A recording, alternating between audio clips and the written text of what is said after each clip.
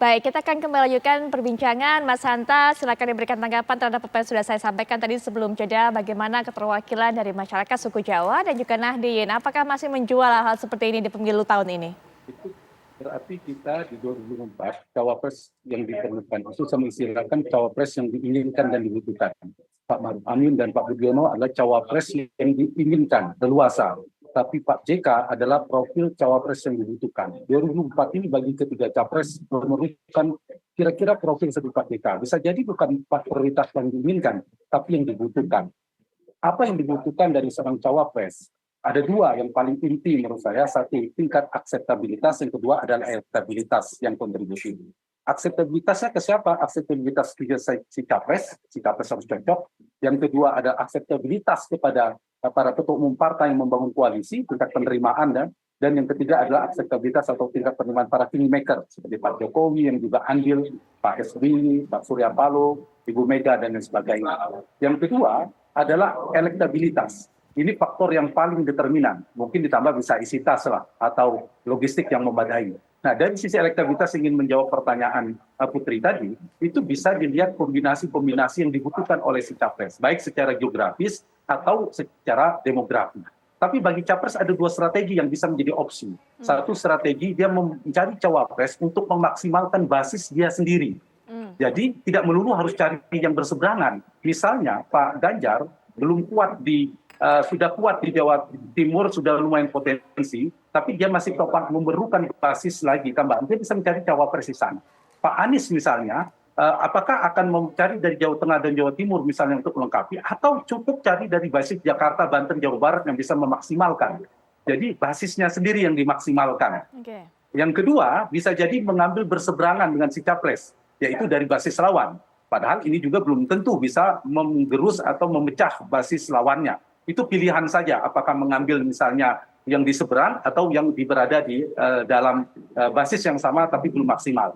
Dari sisi itu. Kemudian dari sisi geografis juga Putri, saya ingin jawab tadi ya, ada masih dipertimbangkan, mungkin tidak terlalu determinan antara Jawa luar Jawa, antara nasionalis dan religius misalnya. Islam, kekuatan politik Islam dalam ini NU, itu akan menjadi variabel. Misalnya Pak Anies, tadi Bang Saganda juga bilang, Anies misalnya dianggap bukan ya dalam persepsi ini ya, soal misalnya harus ditambah kadar Jawanya, berarti dibutuhkan seorang cawapres di Pulau Jawa. Misalnya dari basis Islam yang punya referensi yang kuat dengan NU. Begitu juga Pak Prabowo dan Pak Ganjar. Mungkin pertimbangan Jawa, luar Jawa oke. Lebih baik luar Jawa misalnya mereka punya basis di Jawa. Tapi juga membutuhkan tokohan NU misalnya. Yang tidak harus NU. Seperti Pak JK kan bukan pengurus NU. Tapi dia punya kedekatan dengan struktural maupun kultural NU. Sama satu lagi yang variabel penting misalnya terutama Pak Ganjar dan Pak Prabowo yang cukup dekat dengan Pak Jokowi. Pak Jokowi itu approval ratingnya, tingkat kepuasan relatif tinggi kan 70-80%. Artinya cukup banyak pemilih Jokowi di 2019 yang lalu atau yang puas dengan kinerja Pak Jokowi belum memilih Ganjar meskipun satu partai dengan Pak Jokowi. Ini ada basis Pak Jokowi yang potensial diambil oleh Ganjar atau oleh Pak Prabowo sebenarnya untuk mengambil basis mereka tadi. Nah, jadi kombinasi-kombinasi ini saya kira semua partai akan mempertimbangkan, Putri, dari semua nama, beberapa nama. Dan saya mengistilahkan tadi profil Pak JK. Boleh saya misalnya menyebut nama ya. Dari Pak Anies misalnya. Anies tentu ada dari partai AHY dan AHER. Luar partai ada Kofifa, disebutkan Andika dan lain sebagainya, Khairul Tanjung. Tapi menurut saya, Ibu Kofifa di luar partai belum tentu bersedia misalnya. Karena jarak tadi berdiametral dengan pemerintahan. Dianggap Pak Anies antitesa misalnya dan tanda petik. Nah, AHY menurut saya ada cawapres Anies yang paling realistis. Dia tidak buruk-buruk amat secara elektabilitas. Dia punya elektabilitas. Tetapi di saat yang sama bawa boarding pass. Sebenarnya paling realistis bagi Anies adalah AHY hari ini, per hari ini analisa saya. Dari Pak Prabowo yang sering sedang bertarung Pak Ahad, Pak Erlangga dan Pak Caimin, ini bisa jadi pilih salah satunya. Tapi akan muncul nama di luar partai, seperti Bu Kofifa akan dipertimbangkan, Erick Thohir akan dipertimbangkan. Kalau Ganjar, saya menduga ini Bang Masinton, mungkin akan menjadi cawapres.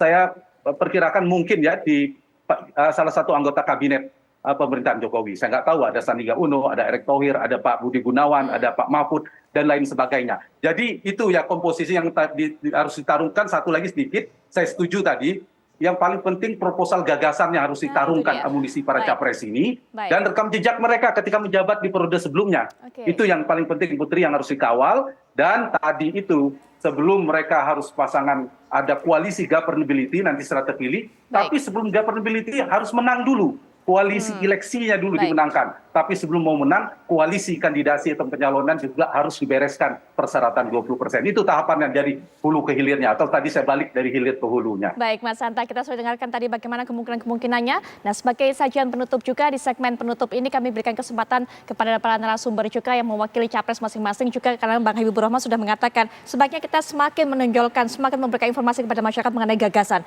Bang Syahganda. Ya kalau Pak Anies kan saya kenal dia dari mahasiswa ya. Ya. Dia ketua senat mahasiswa universitas, salah satu universitas terhebat di Indonesia. Dan ketua senat itu pada saat itu ikut menggulingkan Soeharto. Ya Pak Anies ini. Jadi zaman itu ya dia sudah punya gagasan-gagasan kontra terhadap narasi-narasi pembangunanisme Orde Baru ya yang bertumpu pada utang dan memelihara kemiskinan dan kemudian menghancurkan demokrasi. Nah Pak Anies itu termasuk yang menurunkan gambar Soeharto ketika dia ada di Amerika waktu itu. Artinya dia sudah dari kecil sudah hidup dengan gagasan. Dia kakeknya adalah juga orang dengan gagasan. Kakeknya kan anggota DPR dari Partai Masyumi dulu ya, kemudian pendiri dari partai keturunan Arab di Indonesia, kemudian bapaknya dosen, ibunya dosen. Ini manusia dengan penuh gagasan. Pada saat di Jakarta dia sudah punya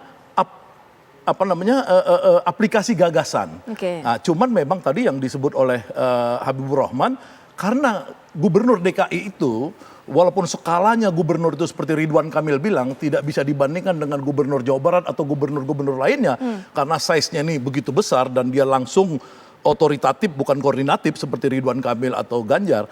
Ini Anies ini sudah done. Jadi dia bilang silahkan periksa track record saya. Jadi saya punya narasi, punya gagasan, tapi ada track record bagaimana saya menaikkan upah buruh yang tinggi, bagaimana saya urusan pendidikan dan lain-lain. Nah, memang Anies satu kekurangannya di geopolitik tadi dan dia sudah sampaikan ketika dia itu diwawancarai oleh ABC News di Australia bagaimana pandangan dia tentang kawasan pertarungan antara China dengan Amerika dan sekutunya di Laut Cina Selatan. Saya pikir Anies udah done ya, udah lama sekali di dunia gagasan gitu. Bang Habibur Rahman, singkat saja, selain gagasan tadi Pak Prabowo mengenai bagaimana sikap Indonesia terhadap politik internasional. Ya, saya pikir 5 tahun memberikan rakyat Indonesia waktu yang sangat cukup ya untuk menilai bagaimana Pak Prabowo mengimplementasikan gagasannya. Beliau sudah berapa kali ikut pemilu dan dalam 5 tahun di skup yang tidak terlalu luas sebetulnya sebagai Menhan sudah terlihat nyata. Kita hampir semua lembaga survei setiap launching hasil survei menyatakan beliau menteri dengan kinerja terbaik. Dan kita juga melihat nyata sekali ya langkah-langkah besar yang beliau lakukan, modernisasi alutsista ya kan ya, ada Komcat dan lain sebagainya yang dinilai sangat positif oleh masyarakat. Jadi gagasan yang disampaikan Pak Prabowo sudah banyak dikenal oleh masyarakat selama ini, bagaimana membawa Indonesia adil dan makmur, kuat, disegani, macan Asia dan lain sebagainya. Sebagian baru jadi Menhan saja sudah seperti itu, apalagi kalau beliau diberikan kekuasaan yang lebih besar. Mungkin singkat juga Bang Masinton mengenai gagasan, singkat saja. Ya tentu politik itu ya harus dengan gagasan. Ya gagasan itu nanti turunnya adalah dalam bentuk program-program. Betul. Nah kontestasi pemilu 2024 ini, khususnya Pilpres tadi, dengan kontestasi gagasan akan membawa masyarakat kita menjadi lebih bijak, ya, lebih rasional pilihan-pilihannya, dan kita bisa menghindari gesekan-gesekan yang di luar tadi gagasan tadi gitu ya. Nah, umpama muatan sara apa dan lain-lain. Nah, ini yang harus kita dorong sehingga nanti pemilu ini, Pilpres, khususnya Pilpres ini lebih pada kontestasi yang lebih kualitatif karena di sanalah gagasan, program antar satu kandidat dengan kandidat yang lain di konteskan gitu ya. Jadi bukan hanya orang yang dikonteskan, tapi gagasannya juga dikonteskan. Baik, Bang Masinton Demikian. terima kasih waktunya, terima Bang kasih. Habibur Rahman, Bang Syahganda juga terima Terima kasih, kasih. Mas Hanta juga terima Terima kasih pemirsa. sudah memberikan pandangannya. Dan pemirsa, perbincangan ini menutup jumpa kita. Sesaat lagi Anda bisa menyaksikan Perempuan Bicara yang mengangkat mengenai pelecehan seksual di dunia kerja, termasuk juga mensyaratkan staycation sebagai salah satu syarat untuk bisa memperpanjang kontrak kerja. Bisa Anda saksikan tentunya setelah Apa Kabar Indonesia Malam. Saya Putri Vial pamit, selamat malam, sampai jumpa.